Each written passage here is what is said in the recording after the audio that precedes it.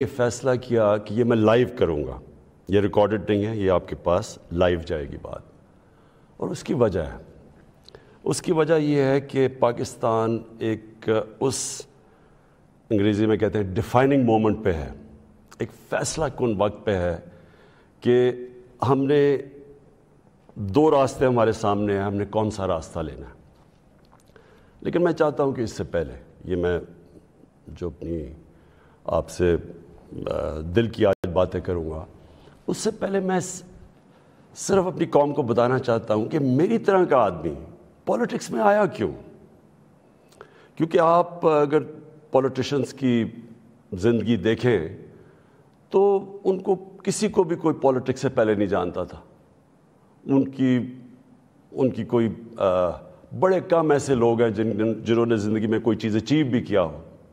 قائد اعظم محمد علی جناح بہت بڑے پولیٹیشین تھے، لیکن انہوں نے وہ ایسے تھے کہ سارے ہندوستان کے اندر وہ سب سے بڑے وکیل سمجھے جاتے تھے.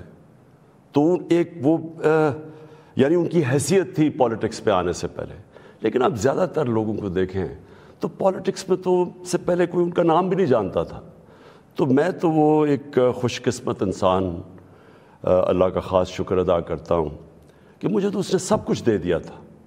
یعنی کوئی بھی شاید ہی کسی کو اتنی شہرت ملے، جتنا میری زندگی میں ضرورت تھی اتنا پیسہ میرے پاس تھا، سب کچھ تھا میرے پاس. یعنی آج بھی مجھے کوئی کسی چیز کی ضرورت نہیں ہے، اللہ مجھے سب کچھ دے بیٹھا ہے اور میں اس کا بڑا شکر گزار ہوں. دیکھیں، میں پاکستان کی پہلی جنریشن تھا. ہم وہ جنریشن تھے جو پہلے آزاد پاکستان میں پیدا ہوئے تھے. پاکستان میرے سے صرف 5 سال بڑا ہے. تو میرے ماں باپ جو تھے، میں بار بار لوگوں کو بتاتا ہوں، وہ ایک غلامی کے دور میں پیدا ہوئے تھے، وہ انگریز کے دور میں پیدا ہوئے تھے. اور میں جب تک بڑا ہوتا رہا، کیونکہ انہوں نے پاکستان موومنٹ میں شرکت کی تھی، وہ مجھے ہمیشہ یہ احساس دلواتے تھے کہ تم بڑے خوش قسمت ہو، آزاد ملک میں پیدا ہوئے ہو. تمہیں نہیں پتہ کہ جو بھی آپ کر لیں غلامی کیا ہوتی ہے، کیونکہ ایک سطح سے اوپر آپ جا ہی نہیں سکتے، کیونکہ اس کے اوپر آپ کے حکمران بیٹھے ہوئے تھے. تو ایک بڑا جو بھی خوددار لوگ تھے ان کو بڑا برا لگتا تھا یہ جو انگریز کی غلامی تھی. تو ہم بڑے ہوئے، میرے بہنیں اور میں، ہمیں یاد ہے کہ بچپن سے یہ بتایا گیا. تو جو یہ خودداری ہے نا، یہ ایک آزاد قوم کی نشانی ہوتی ہے. اور جب میں نے پولیٹکس شروع کیا، میں آپ کو بتاؤں پولیٹکس میں کیوں آیا تھا. میں اس لیے آیا کہ میں ایک تو پولیٹکس کا اسٹوڈنٹ تھا، یونیورسٹیز میں نے پولیٹکس پڑھی ہوئی تھی، پاکستان کی اور دنیا کی پولیٹکس کے اوپر مجھے پتہ تھا، تاریخ کا پتہ تھا. میں اس نتیجے پہ آیا کہ ہمارا ملک کبھی بھی وہ ملک بن نہیں سکتا جو خواب تھی علامہ اقبال کی، اور جو قائد اعظم جیسا لیڈر، یعنی جس طرح انہوں نے جدوجہد کی اس خواب کے لیے کہ پتہ تھا کہ انہوں نے زندہ نہیں زیادہ دیر رہنا. اور اگر آپ ان کی تاریخ پڑھیں کہ جس طرح انہوں نے کیس لڑا پاکستان کا بیماری کی حالات میں، تو یہ ہمارے یہ فاؤنڈنگ فادرز تھے. تو جو پاکستان کا مقصد تھا وہ تو ایک بڑا عظیم مقصد تھا کہ ہم نے ایک اسلامی فلاحی ریاست بننا تھا. یہ ہماری قرارداد پاکستان میں یہ لکھا ہوا ہے ہمارے فاؤنڈنگ فادرز کا کہ ہم نے جب ہم کہتے ہیں اسلامی فلاحی ریاست تو یہ سیدھا چلا جاتا ہے مدینہ کی ریاست پہ، کیونکہ ہمیشہ مسلمان اس کو ماڈل سمجھتا ہے اپنا. جو سنہری دور اسلام کا ہے وہ مدینہ کی ریاست تھی. تو جب میں نے 25 سال پہلے پولیٹکس شروع کی تو میں نے اپنی جو ہمارے مینیفیسٹو تھے اس میں 3 چیزیں رکھی. انصاف، اور انصاف پھر میں کوالیفائی کر دوں، انصاف ہوتا یہ ہے کہ طاقتور اور کمزور کے لیے ایک قانون ہوتا ہے. اور جو نبی صلی اللہ علیہ وسلم نے کہا تھا کہ تمہارے سے پہلے بڑی قومیں تباہ ہوئیں، جدھر طاقتور چوری کرے تو اس کو سزا نہ ملے اور صرف کمزور چور، چھوٹا چور جیل میں جائے. انہوں نے کہا قومیں تباہ ہو جاتی ہیں. تو جس طرح حضرت علی رضی اللہ تعالیٰ نے کہا تھا کہ کفر کا نظام چل جائے گا لیکن ظلم اور انصافی کا نظام نہیں چل سکتا. تو یہ بیسس ہے ایک انصاف، اور دوسرا انسانیت. رحم ہوتا ہے ایک اسلامی ریاست میں جو کہ مدینہ کی ریاست میں پہلی فلاحی ریاست بنائی گئی تھی، جو میں بار بار لوگوں کو کہتا ہوں. تو یہ میرے 2 ایمز تھے. اور تیسرا تھا خودداری. ایک مسلمان قوم غلام قوم نہیں بن سکتی. جس قوم کا نعرہ تھا پاکستان کا مطلب کیا، لا الہ الا اللہ. لا الہ الا اللہ کا تو مطلب ہی ہے کہ سوائے اللہ کے آپ کسی کے سامنے نہیں جھکتے. وہ شرک ہے. سب سے بری چیز اللہ کو لگتی ہے کہ جب آپ کسی کو بھی اللہ کی جگہ پہ رکھتے ہیں. تو یہ غلامی جو ہوتی ہے، یہ جب آپ کسی کی بھی پیسے کی غلامی، خوف کی غلامی، یہ سب شرک ہے. کیونکہ لا الہ الا اللہ انسان کو آزاد کرتا ہے. یہ 3 تھے میرے آج سے 25 سال پہلے. آپ دیکھیں کہ میں مینیفیسٹو میں یہ 3 چیزیں لکھی تھی. مجھے لوگ کہتے ہیں عمران صاحب آپ اسلام کا نام استعمال کرتے ہیں. میں اگر میرے میں اللہ ایمان نہ ڈالتا میں پولیٹکس میں کیوں آتا؟ جس آدمی کے پاس سب کچھ ہے، مجھے یہ بتائے وہ اپنی زندگی کے 22 سال خرچ کرے گا ایک سٹرگل میں، اور 14 سال تو تھوڑے سے لوگوں کے ساتھ تھا، 14 سال تو مذاق اڑتا تھا میرا. تو میں کیوں پولیٹکس میں اتنی دیر کوشش کی جس کے پاس سب کچھ تھا؟ مجھے اتنے لوگوں نے کہا کہ عمران صاحب آپ کو ضرورت کیا تھی پولیٹکس کی؟ میں یہ سچ آپ کو بتا رہا ہوں. بار بار مجھے لوگ کہتے ہیں آپ کو پولیٹکس میں آنے کی کیا ضرورت تھی؟ یعنی صرف آپ کو ضرورت ہی ہو تو آپ پولیٹکس میں آئیں. آپ کوئی نظریے کے لیے نہ آئیں، کوئی آپ کی بڑی ایمبیشن نہ ہو. ایک میں اپنے سارے جو، اور خاص طور پہ میں چاہتا ہوں میرے جو نوجوان ہیں وہ آج میرا بڑا غور سے سنے جو میں نے آپ سے بات کرنی ہے. دیکھیں، ایک مولانا رومی کی ایک سینگ ہے. مولانا رومی کہتے ہیں کہ جب اللہ نے آپ کو پر دیے ہیں تو آپ کیوں چونٹیوں کی طرح مخلوق، فرشتوں سے اوپر درجہ دیا ہمیں، فرشتوں کو کا انسان کے سامنے جھکو. اور شیطان کو اس لیے نکالا گیا، وہ عبادت بڑی کرتا تھا، اس نے ان کا حکم نہیں مانا، اس میں تکبر تھا، اس نے کہا میں نہیں جھکتا. اللہ نے ہمیں پر دیے. مسئلہ ہمارا یہ ہے کہ ہم، کیونکہ ہمارے میں ایمان کی کمی ہوتی ہے، کیونکہ ہم اور خداؤں کی پوجا کرتے ہیں، جو سب سے بڑا جو شرک ہے وہ پیسے کی پوجا کرتے ہیں، خوف کی پوجا کی، جو وہ بڑی سپر پاور ہے، اور اگر ہم نے یہ نہ کیا تو ہم تباہ ہو جائیں گے. یہ خوف کا پوت ہے. ہم انسان چونٹیوں کی طرح رینگتا رہتا ہے. تو پاکستان، میں نے اس کی اونچ نیچ دیکھی ہے. ہم نے شروع میں، ہم چھوٹے تھے، ہمیں یاد ہے جب پاکستان ایک تیزی سے اوپر جا رہا تھا، ہماری مثالیں دی جاتی تھیں.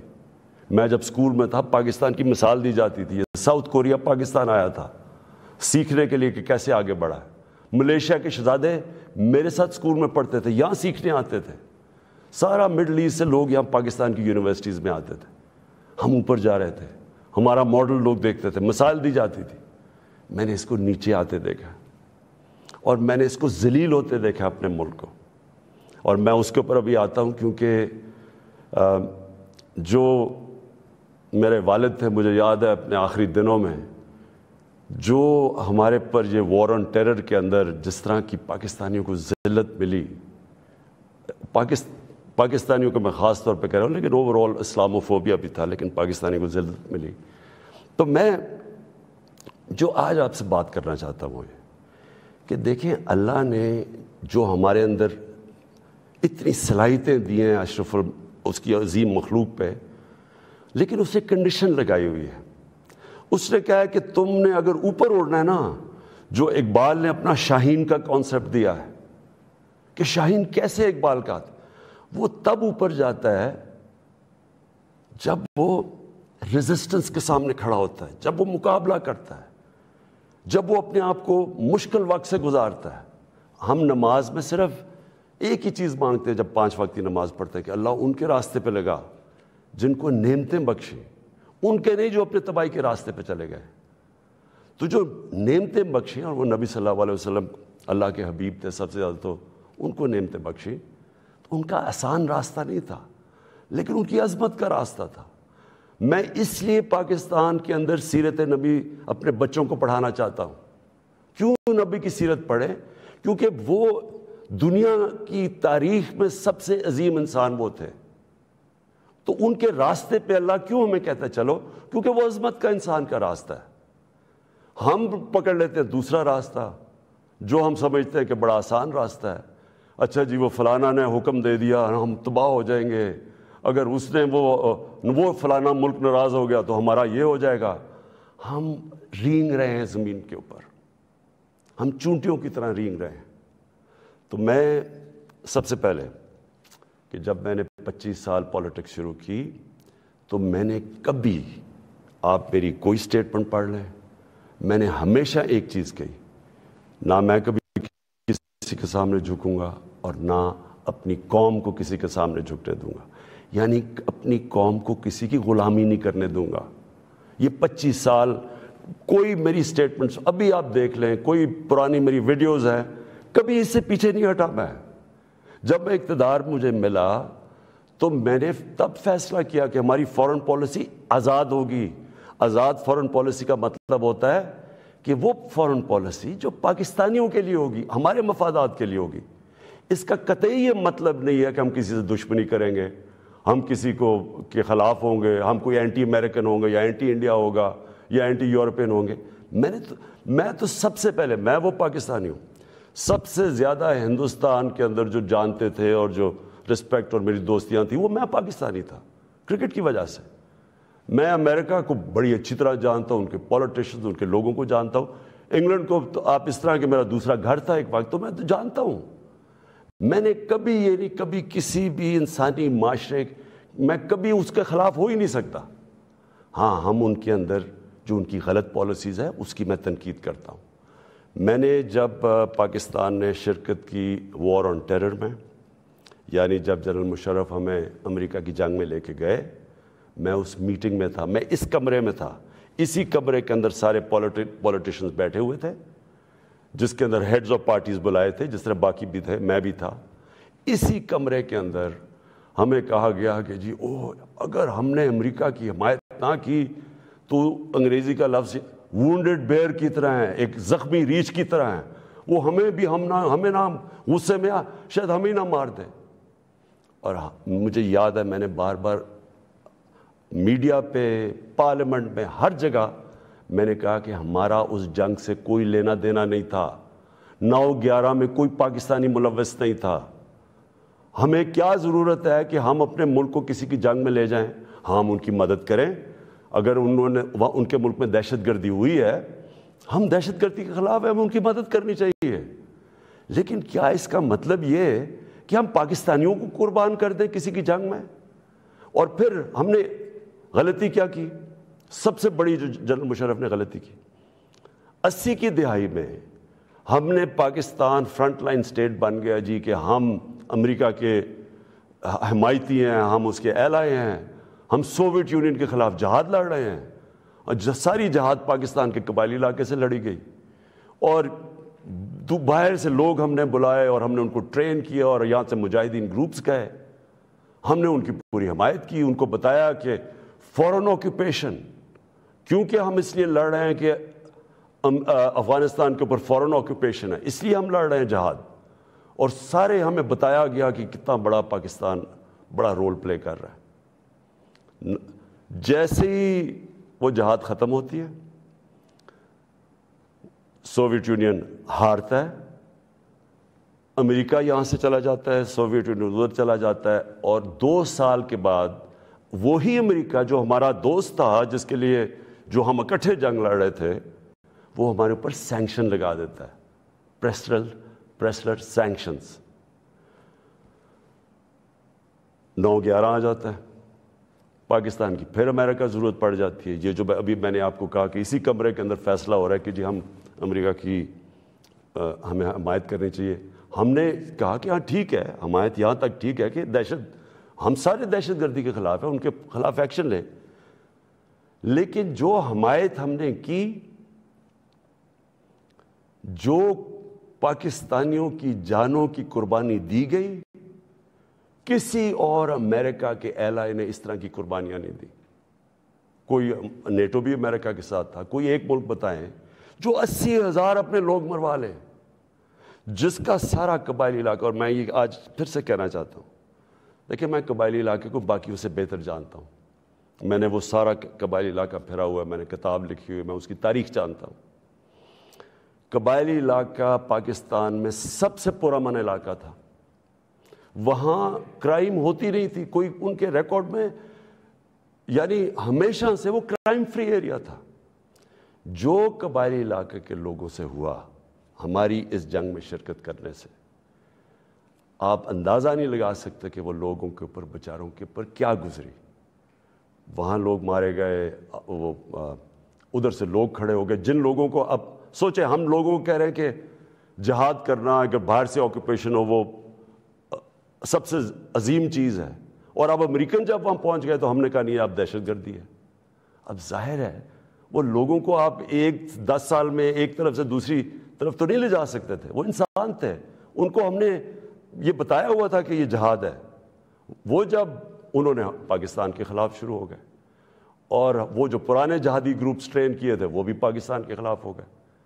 تو اس سے انہوں نے ہمیں کہا کہ ہم کولیبریٹرز ہیں امریکہ کے, جہاں جو پاکستان میں خود کش حملے ہوئے, جو قبائلی علاقہ اجڑا گیا, جو یہاں میں پتہ نہیں کتنے ہسپتالوں میں گیا, میں تو جو لوگ بچ گئے تھے, کسی کی ٹانگیں نہیں ہیں, کوئی چل نہیں سکتا, کسی آنکھیں نہیں ہیں, ہاتھ اڑے ہوئے ہیں.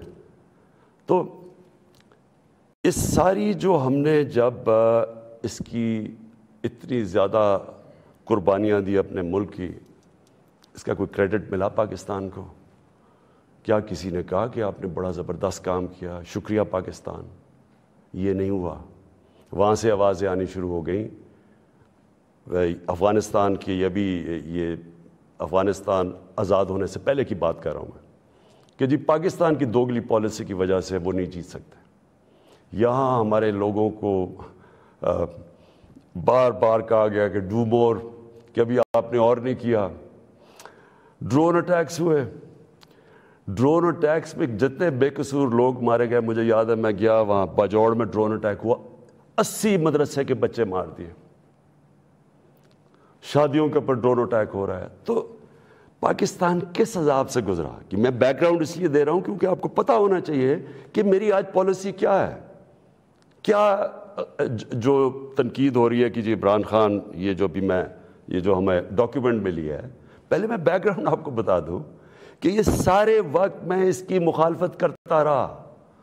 آپ مجھے طالبان خان انہوں نے کہا, جب میں یہ کہتا تھا کہ یہ پاکستان کی جنگ نہیں ہے اور یہ جو ہو رہا ہے یہ ظلم ہو رہا ہے, یہ جو ڈرون اٹیکس کے خلاف میں نے مظاہرے کیے, واحد پولیٹیشین تھا, میں نے دھرنے دیے ڈرون اٹیکس کے خلاف, میں نے وزیرستان مارچ کی, باہر سے ہیومن رائٹس امریکہ سے آرگنائزیشن آئی, انہوں نے میرے ساتھ حمایت کی.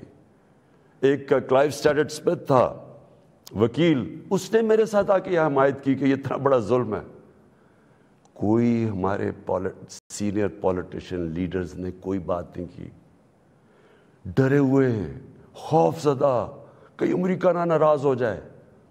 کون سے قانون میں یہ لکھا ہوا ہے کہ آپ کا اپنا, جس کے لیے آپ جنگ لڑ رہے ہیں, وہی آپ کے ملک میں آئے, ڈرون اٹیک کرے, جج جوری ایکسیکیوشنر, یعنی وہی فیصلہ کرے کون دہشت گرد ہے, اس کو مار دے, کوئی پتہ نہ تحقیق ہو کہ جی کوئی بے قصور آدمی تھا یا واقعی دہشت گرد تھا. حکومت, ہماری حکومتوں نے پوری طرح اس جرم میں شرکت کی, اور جو وہاں کے جن کے رشتہ دار مرتے تھے, جن کے کوئی بے قصور لوگ, عورتیں, بیوی, گھر مرتے تھے, وہ ہمارے اوپر پھر حملے کرتے تھے. وہ ہمیں سمجھتے تھے کہ ہم ان کی مدد کر رہے ہیں جو کہ ان کے اوپر ظلم کر رہے ہیں. تو لہٰذا ہر طرف پاکستانیوں نے سفر کیا. تو میں جب حکومت ملی تو میں نے پہلے دن سے یہ کہا کہ پاکستان کی فارن پالیسی پاکستان کے لوگوں کے لیے ہوگی. ہم کوئی ایسی فارن پالیسی نہیں بنائیں گے جو کہ کسی اور کی تو بہتری ہو لیکن ہمارے ملک کو نقصان پہنچے. کہ یہ کسی کے خلاف نہیں تھی, یہ اینٹی امریکن یا اینٹی یورپین, اینٹی انڈین بھی نہیں تھی. انڈیا کے خلاف صرف جب انہوں نے کشمیر کے اوپر انٹرنیشنل قانون توڑا، جب انہوں نے کشمیر کا سٹیٹس لیا 5 اگست 2019 میں، تب میں نے ان کے خلاف بات کی اور ہر فورم پہ کی. لیکن میں نے کوشش اس سے پہلے پوری کی ہندوستان سے دوستی کی. تو میں آج جو آپ کے پاس یہ ساری بات کرنے کے لیے اس لیے آیا ہوں کہ ابھی ہمیں 8 مارچ کو یا اس سے پہلے 7 مارچ کو ہمیں ایک امریکہ نے ایک باہر سے ملک نے، میں نام مطلب میرا کہ کسی اور باہر سے ملک سے ہمیں میسج آتی ہے، اور میں اس لیے آپ کے سامنے یہ میسج کی بات کرنا چاہتا ہوں، اور میں اس لیے لائیو بھی کر رہا ہوں کہ یہ ایک کسی آزاد ملک کے لیے جس طرح کی ہمیں میسج آئی ہے، یہ ہے تو پرائم منسٹر کے خلاف ہی صرف، لیکن یہ ہماری قوم کے خلاف ہے. مجھے جو اس سے سب سے زیادہ تکلیف ہے وہ یہ نہیں ہے کہ یہ اس میسج میں واضح یہ لکھا ہوا ہے کہ جناب اگر یہ جو عدم اعتماد، اور ان کو پہلے سے ہی پتہ تھا، ابھی اعتماد یا درج نہیں ہوئی تھی، ان کو پہلے سے ہی پتہ چل گیا کہ عدم اعتماد کی آ رہی ہے پاکستان کے اندر، یہ اپوزیشن رکھنے لگے. تو اس کا مطلب کہ یہ جو ہو رہا تھا یہ پہلے سے ہی ان کے باہر کی لوگوں سے رابطے تھے. اچھا، اس میں پھر مزیدار چیز یہ ہے کہ وہ یہ پاکستان کی قیادت یا پاکستان کی گورنمنٹ کے خلاف نہیں ہے، وہ صرف عمران خان کے لیے. وہ یہ کہتے ہیں کہ ہمیں، اور ایک بہانہ مارتے ہیں کہ ہمیں کیوں غصہ پاکستان پہ، لیکن کہتے ہیں کہ وہ غصہ تب بالکل ٹھیک ہو جائے گا، ہم معاف کر دیں گے پاکستان کو اگر عمران خان یہ عدم اعتماد کی یہ ہار جاتا ہے. یعنی اگر عمران خان چلا جاتا ہے تو پاکستان کو معاف کر دیتے ہیں، لیکن اگر یہ عمران خان کے خلاف فیل ہو جاتی ہے تو پھر پاکستان کو ایک مشکل وقت کا سامنا کرنا پڑے گا. دیکھیں، جو پھر سے میں یہ کہتا ہوں کہ ایک الیکٹڈ پرائم منسٹر کے خلاف کوئی بھی دوسرا ملک یہ اس طرح، اور یہ ریکارڈڈ ہے، یہ میں آپ کو یہ بتا دوں کہ یہ نہیں کہ یہ میں دیکھ رہا ہوں کئی میڈیا کے لوگ اس کو کور کرنے کی کوشش کر رہے ہیں کہ جی نہیں وہ ایسا نہیں تو فلانا نہیں تو وہ پتہ نہیں، یہ نہیں، یہ آفیشیل ڈاکیومنٹ ہے جو گورنمنٹ آف پاکستان کو، ہمارے ریپرزینٹیٹیو امبیسڈر کو نوٹس لے رہے تھے لوگ، جس میں یہ کہا گیا، اور یہ کہا بیسکلی یہ کہا گیا کہ اگر عمران خان رہتا ہے وزیر اعظم تو ہم آپ کے ساتھ ہمارے آپ تعلقات بھی خراب ہو جائیں گے اور آپ کو مشکلوں کا سامنا کرنا پڑے گا. تو میرا سب سے اپنی قوم سے آج یہ سوال ہے کہ کیا یہ ہماری حیثیت ہے؟ 22 کروڑ کی ہم قوم ہیں کہ ہمیں ایک کوئی باہر کا ملک، اور کوئی وجہ بھی نہیں بتا رہا، کوئی اس میں کوئی وجہ نہیں، بس یہ کوئی ایک چیز بتا دی کہ جی وہ عمران خان نے اکیلا کو فیصلہ کیا ہے روس جانے کا، حالانکہ جب رشیا جانے کا فیصلہ تھا اس کے اندر ہماری ساری فارن آفس کی پوری مشاورت تھی، ہماری ساری عسکری قیادت کی مشاورت پوری تھی. میں نے بلکہ فارن سیکرٹریز کو اسی کمرے میں بلایا جو پرانے ریٹائرڈ تھے، ان سے ہم مشاورت کر کے گئے.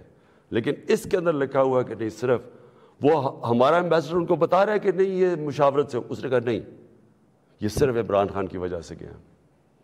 اور پھر انہوں نے یہ جو باقی لکھا کہ اگر جب تک وہ ہے تو ہمارے تعلقات اچھے نہیں ہو سکتے.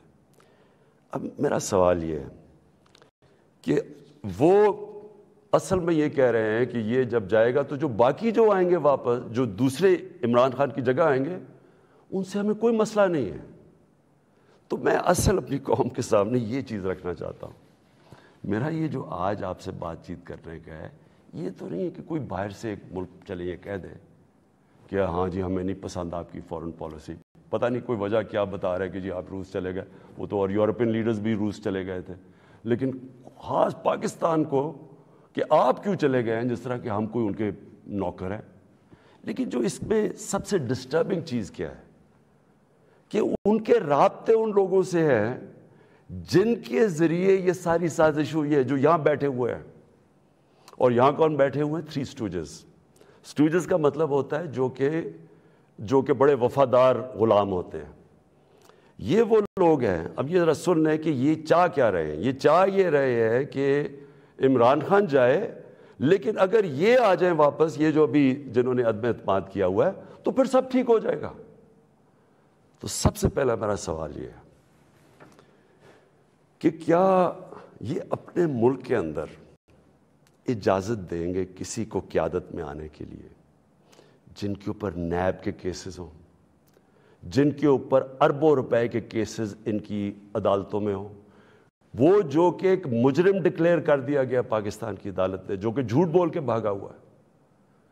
کیا وہ ان لوگوں کو جن کے اوپر باہر ان کے ملکوں میں، باہر کے ملک مضمون لکھے ہوئے ان کی چوری کے اوپر، کرپشن پہ، BBC کی 2 ڈاکیومنٹریز آئی ہوئی ہیں ان کی چوری کے اوپر، کیا اپنے ملک میں اس طرح کے لوگوں کو ایک قیادت پہ آنے دیں گے؟ اور اگر اپنے ملک میں اتنی سی جھوٹ بولنے پہ یہ نکال دیتے ہیں ایک پرائم منسٹر کو، ہیرلڈ میک ملن تھا، جھوٹ بولنے میں اس کو نکال دیا. چھوٹی چھوٹی چیزوں کے اوپر وہ اتنا اپنے لوگوں کا، ان کا جو اخلاقی معیار ہے وہ اس سطح پہ ہے، چھوٹی سی چیز پہ وہ نکال دیتے ہیں. تو ہمارے ملک میں جو کہ نیب میں اربوں روپے کے کیسز ان کے، اور اب نہیں 30 سال سے ان کے اوپر کیسز ہیں. پہلے جو کیسز تھے وہ جنرل مشرف نے ان کو NRO دی، وہ سارے کیسز معاف کروائے. پھر یہ 10 سال میں مزید اور کیسز چڑھ گئے اربوں روپے کے. ان کو یہ کہہ رہے ہیں کہ وہ ٹھیک ہے، وہ ٹھیک ہے، لیکن عمران خان ان کو پسند نہیں ہے. مجھے جو اگلی چیز سمجھ نہیں آ رہی، اور میں یہ اپنی قوم سے پوچھنا چاہتا ہوں کہ جب ان کو بھی پتہ ہے، کیونکہ یہ یاد رکھنا میرے پاکستانیوں کہ جب ان کی جو انٹیلیجنس ہوتی ہے وہ ساری بیک گراؤنڈ پتہ ہوتا ہے ہر کا. میرا ان کو سب پتہ ہے، ان سارے جتنے بھی پولیٹیکل لیڈرز ان کی سب بیک گراؤنڈ پتہ ہے.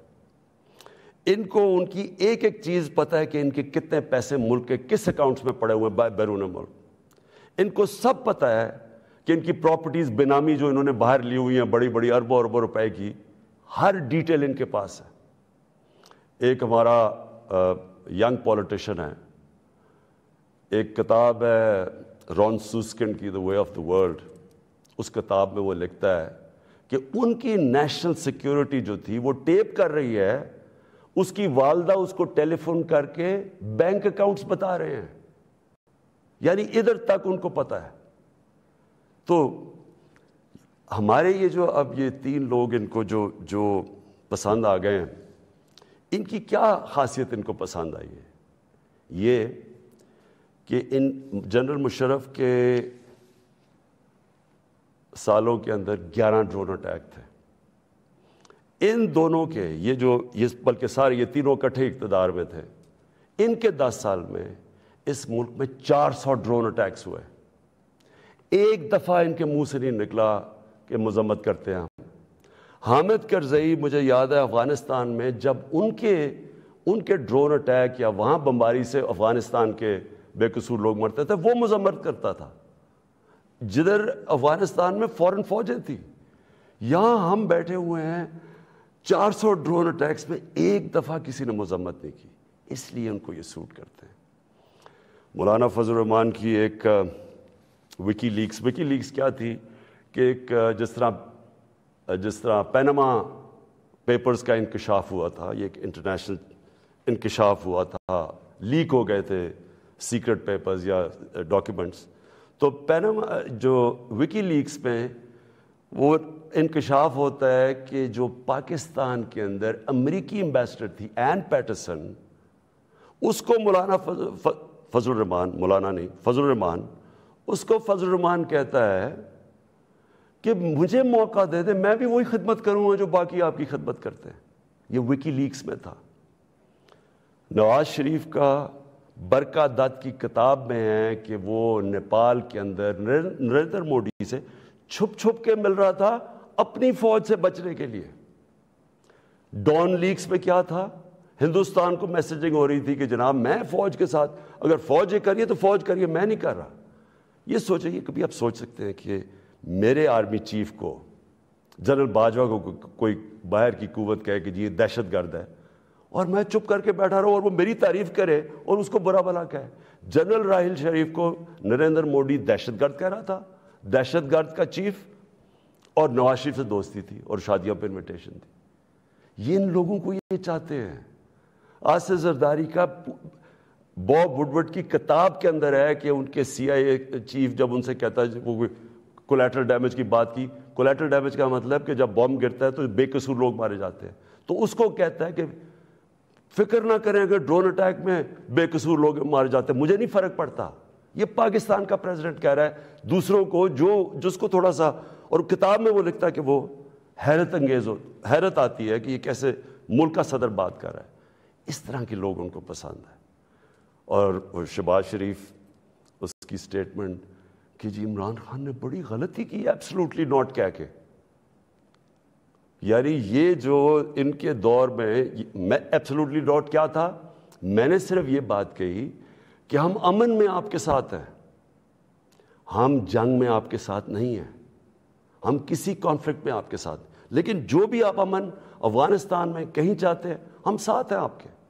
میری پالیسی آپ میں بتاؤں کہ کیونکہ ہم انڈیپینڈنٹ ہیں، یعنی ہم ایک انڈیپینڈنٹ فارن پالیسی چاہتے ہیں، ہماری کریڈیبلٹی ہوتی ہے کہ ہم ثالث کا کردار پلے کر سکتے ہیں. وہ صرف تب ہوتی ہے جب آپ لوگ سمجھیں کہ آزاد ہے آپ کی فارن پالیسی. جب لوگ پہلے سے ہی سمجھتے ہیں کہ جی جدھر سے حکم آئے گا آپ نے وہی کرنا ہے، آپ کو اتنی بھی شرم نہیں ہے کہ آپ کے ملک میں بمباری کر رہا ہے آپ کا دوست اور آپ کے لوگ مرے اور آپ اس کو نہیں کچھ کہہ سکتے، کس نے آپ کی کیا کریڈیبلٹی ہو رہی ہے اور دنیا نے کیا عزت کرنی ہے آپ نے. جب ہم یہ وار آن ٹیرر میں حصہ لے رہے تھے، بیرون ملک پاکستانیوں سے میرا تعلق بہت ہے. کبھی ان سے پوچھے کہ ان کو کس ذلت کا سامنا کرنا پڑا. ایئر پکڑ کے ان کو ڈیٹین کر دیتے تھے، عام بے قصور لوگوں کو پکڑ کے پاکستانی کو جیل میں ڈال دیتے تھے باہر کی ملکوں، جبکہ یہاں ہم ان کے لیے جنگ لڑ رہے ہیں، باہر پاکستانی دشمن بنے ہوئے ہیں. کبھی کسی سے پوچھے کہ ان بیچاروں سے کیا، کتنے پاکستانیوں کو جیلوں میں ڈالا گیا، کسی نے کوئی بات کی، کسی نے ان کے لیے سٹینڈ لیا. تو میں جب یہ میں کسی کے اگینسٹ نہیں بات کرتا، میں صرف یہ کہتا ہوں کہ میری جو سب سے بڑی ذمہ داری ہے وہ میرے 22 کروڑ لوگ ہیں، میں ان کے لیے فارن پالیسی بناؤں گا. تو یہ جو شہباز شریف کہتے ہیں ایبسلوٹلی ناٹ، میں نے نہیں کہنا تھا، کیونکہ آپ کا تو پاور میں آنے میں مقصد ہی کچھ اور ہے. آپ نے کب پاکستانیوں کے لیے سٹینڈ لیا؟ بتائیں کتنی دفعہ یہ جب بمباری ہو رہی تھی آپ کے منہ سے آواز نکلی، اور آپ کے بھائی صاحب کبھی بات کر ہی نہیں سکتے کیونکہ آپ کے سارے جو اربوں روپے سب پتہ ہے ان کو کدھر پڑے ہوئے ہیں. اور دوسری چیز یہ کہا کہ جی یہ جو ڈاکیومنٹ ہے یہ ٹھیک ہی نہیں ہے، اگر یہ ٹھیک ہو جاتی تو آپ ہمارے ساتھ آ جاتے ہیں. تو آج نیشنل سیکیورٹی پارلیمنٹ کی کمیٹی کے اندر جب رکھی گئی، کیوں نہیں آپ نے آ کے دیکھی؟ ہم نے یہ ڈاکیومنٹ پہلے لوگوں نے کہا کہ نہیں جی یہ ٹھیک نہیں، یہ مذاق اڑایا گیا، جی جعلی ہے. پہلے میں نے کیبنٹ میں رکھی، ساری کیبنٹ کو بتایا گیا، منٹس کیبنٹس کے بنے کیونکہ سب سے ٹاپ فورم پاکستان کا وہ ہے. اس کے بعد نیشنل سیکیورٹی کونسل کی میٹنگ کی، میں نے سارے اپنے سروس چیف سب کے سامنے رکھی وہ ڈاکیومنٹ. اس کے بعد یہ پارلیمنٹ کی کمیٹی کے اندر لے کے گیا اور سینئر جرنلسٹ کو ہم نے بتایا، صرف یہ کہنے کے لیے کہ یہ کوئی ڈاکیومنٹ کوئی پبلک کو یعنی اکسانے کی بات نہیں ہے. یہ جو میں نے آپ کو بتایا اس سے زیادہ یہ خوفناک اس میں چیزیں اس ڈاکیومنٹ کے اندر. میں اب آخری بات پہ آنے لگا ہوں، اور وہ یہ ہے کہ ہماری اب سنڈے کو ووٹ دی جائے گی. اس سنڈے کو اس ملک کا فیصلہ ہونے لگا کہ یہ ملک کس طرف اب جائے گا.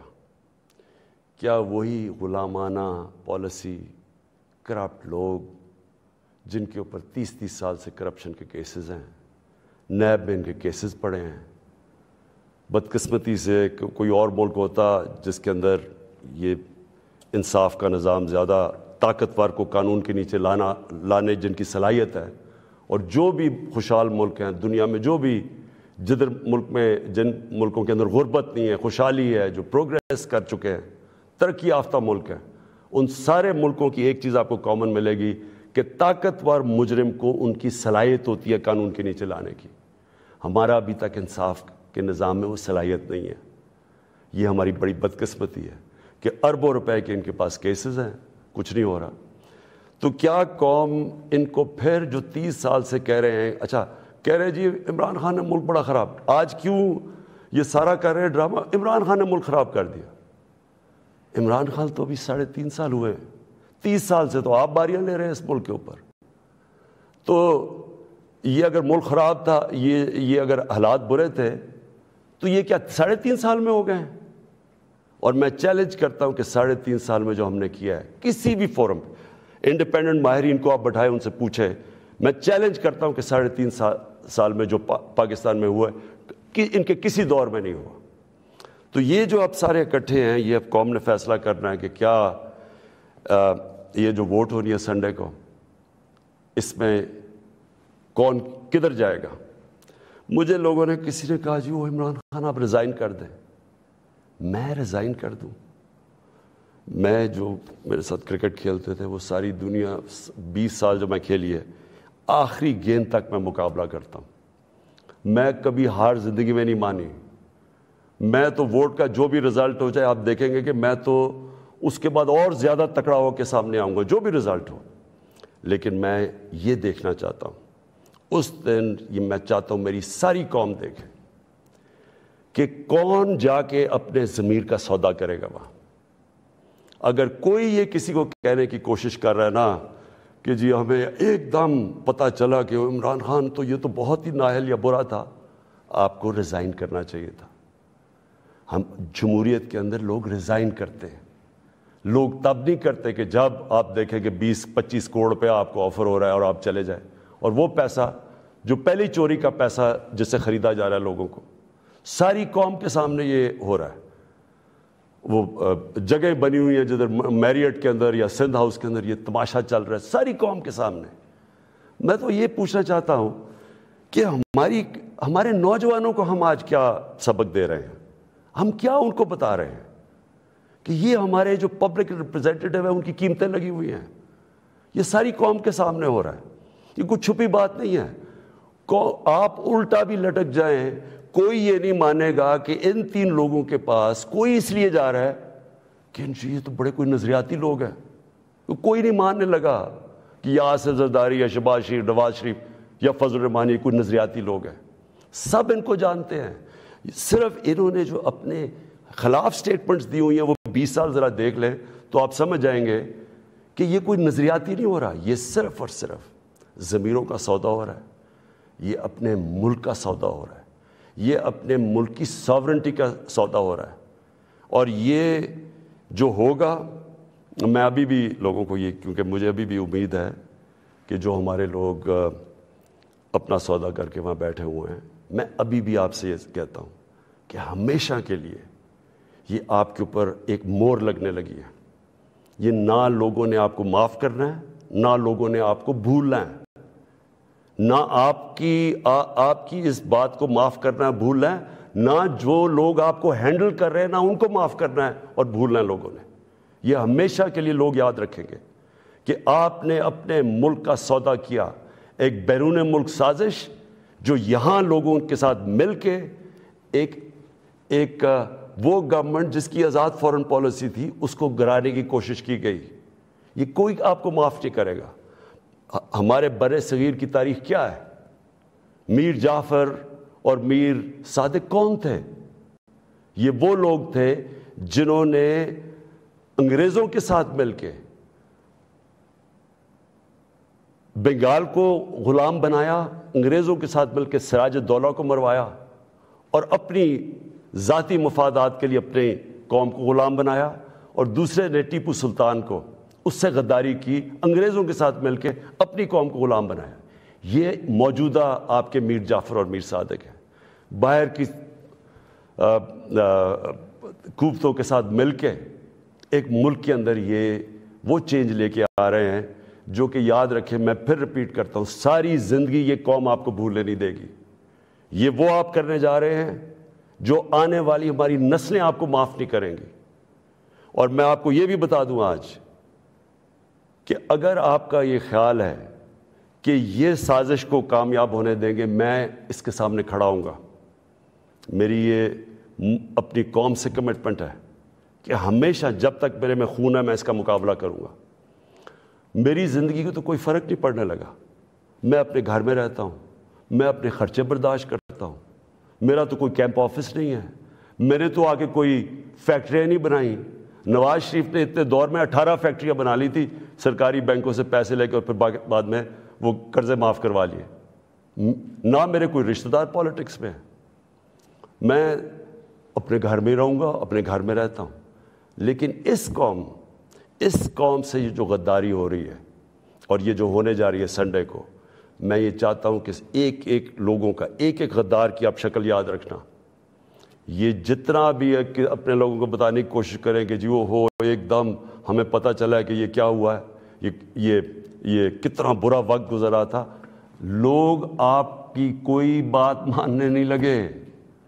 یہ قوم جو ہے, میں پھر سے ریپیٹ کرتا ہوں آپ کو, میں آخری بات کہنے لگا ہوں, یہ قوم نہ یہ بھولے گی, نہ آپ کو معاف کرے گی, نہ جو لوگ آپ کے پیچھے ان کو معاف کرے گی. اور یہ اگر آپ کا کسی کا خیال ہے کہ عمران خان چپ کر کے بیٹھ جائے گا, کسی خوش فہمی میں نہ رہے. میرے میں اللہ نے مقابلہ کرنے کی صلاحیت دی ہے. ساری زندگی میں نے مقابلہ کیا ہے. میں کوئی وہ آدمی نہیں جس نے بیٹھے بیٹھے کسی نے پرچی دکھائی کہ جی مجھے تو پرچی میں پارٹی وراثت میں مل گئی ہے, یا میرا کوئی باپ کچھ تھا, یا میرا کوئی فلانا کچھ تھا, یا میں سریا لگاتے لگاتے جنرل جلانی کے گھر پہ مجھے کوئی وزارت مل گئی اور پھر چیف منسٹر. میں نے اسٹرگل کر کے یہاں پہنچا ہوں. مجھے اسٹرگل کرنی آتی ہے, مقابلہ کرنا آتا ہے. میں کسی صورت اس سازش کو کامیاب نہیں ہونے دوں گا. پاکستان پائندہ باد.